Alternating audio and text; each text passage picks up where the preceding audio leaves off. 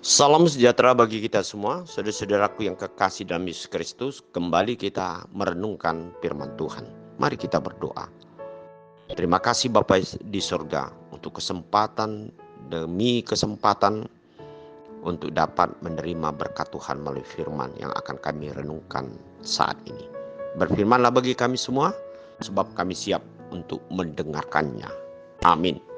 Firman Tuhan untuk hari ini Sabtu 17 Agustus 2024 tertulis di dalam Yohanes 8 ayat 32.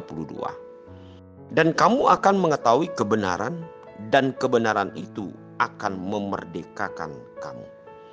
Saudara-saudara kekasih dalam Yesus Kristus, kita patut bersyukur hari ini kita merayakan Hari Kemerdekaan Indonesia. Oleh sebab itu, kita percaya kemerdekaan yang Tuhan berikan itu adalah anugerah semata-mata kepada seluruh rakyat Indonesia, karena dialah yang melayakkan kita untuk dapat hidup di atas tanah air yang kita cintai ini sebagai anugerah Tuhan untuk kita dapat kembangkan, kita pelihara, dan kita jadikan apa yang menjadi berkat di dalam kehidupan kita. Oleh sebab itu, saudara-saudara yang kekasih dalam Yesus Kristus, kemerdekaan berarti bebas dari ikatan. Orang sering terjebak dalam dosa. Dosa menjadikan orang jauh dari Allah dan hidup mereka sebenarnya menjadi diperbudak oleh dosa itu sendiri.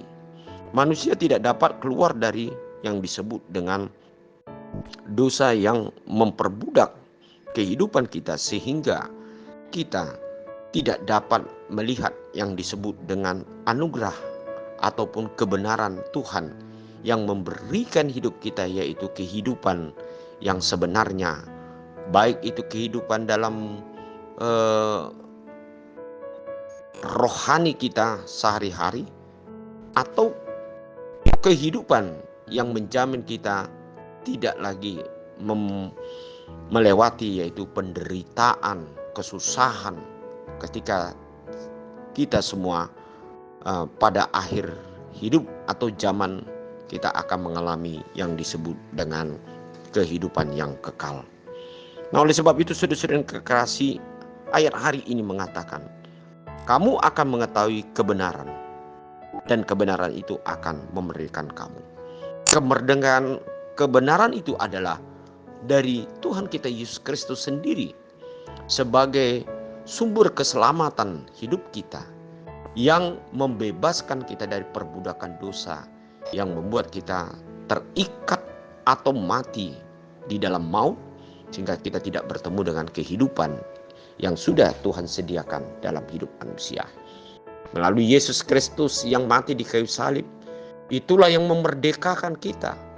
Oleh sebab itu, saudara-saudara yang kekasih, mari kita tidak mengikatkan diri dengan perhambaan-perhambaan di tengah-tengah dunia ini, yang bersumber dari pikiran daripada iblis sendiri, yang mengajak kita untuk jatuh ke dalam berbagai perbuatan yang tidak berkenan kepada Tuhan.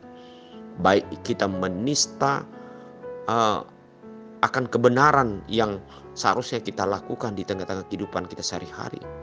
Kita harus mengasihi manusia sebagai cara hidup kita untuk menyatakan kebenaran itu adalah wujud nyata dari sikap hidup manusia yang mengasihi sesamanya, memperjuangkan keadilan, dan membebaskan ikatan-ikatan perbudakan dari manusia, baik itu dari kebodohan atau perbudakan oleh karena ketidaktahuan banyak orang akan arti kehidupan yang benar dan sehat di tengah-tengah perjalanan hidupnya.